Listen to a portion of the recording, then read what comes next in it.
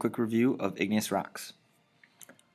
First of all, igneous rocks can be broken down into two categories. They're either going to be intrusive, meaning made inside the earth from magma, or extrusive, which we'll see in just a second, which are rocks that are formed on Earth's surface. Okay, intrusive rocks have specific characteristics because they're made from magma inside, where they cool slowly. Okay, that's really important that they cool slowly because they have a lot of insulation that surround them in the form of other rock layers. Because they cool slowly, the crystals have a long time to grow very large, and a lot of times they interlock. Okay, these are the rocks that when you see them, you can actually identify the minerals in the rock just using your eyes. Extrusive rocks, the EX, like exit on the surface from lava this time. Okay, they cool much faster because they don't have the insulation that intrusive rocks have. And because they cool faster, the crystals do not have as long to form bonds and gather more ions and get large.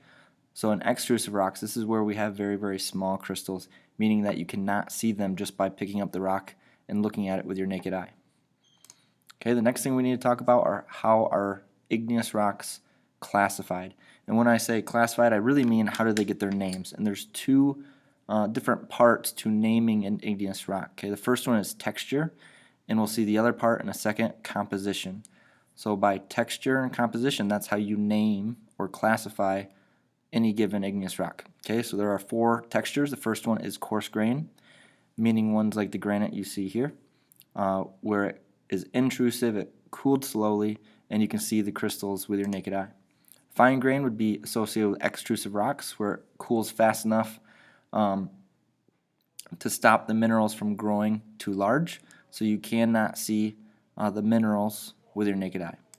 From there we have glassy, which has nothing to do with how it looks or feels. Okay, this is all about stopping any crystals from forming whatsoever. Okay, glassy is an extrusive form, a particular type of extrusive form, usually when lava flows into water.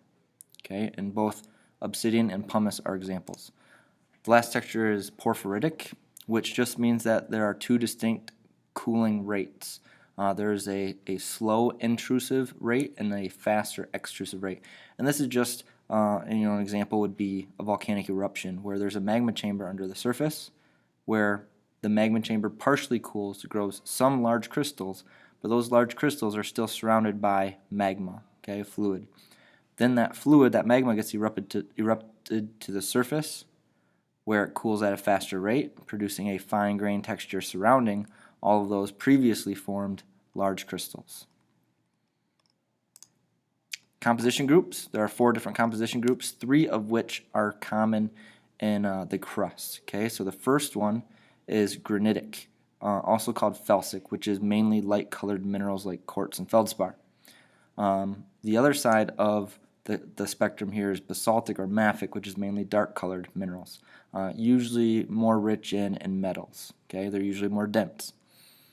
And in between those two, we have intermediate or andesitic composition, which is somewhere between that light and dark, the light of felsic and the dark of mafic. I always kind of think of Dalmatians, light and dark.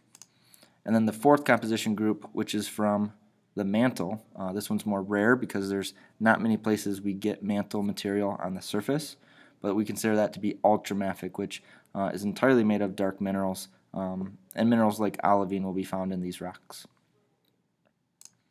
Here's a quick chart of how we use both the composition group along the top and the texture on the left-hand side to name a rock. Okay, if it's coarse grained and felsic, that'd be granite. Okay, sticking in the felsic composition group, fine grain would be rhyolite. If you have any questions, please make sure to ask.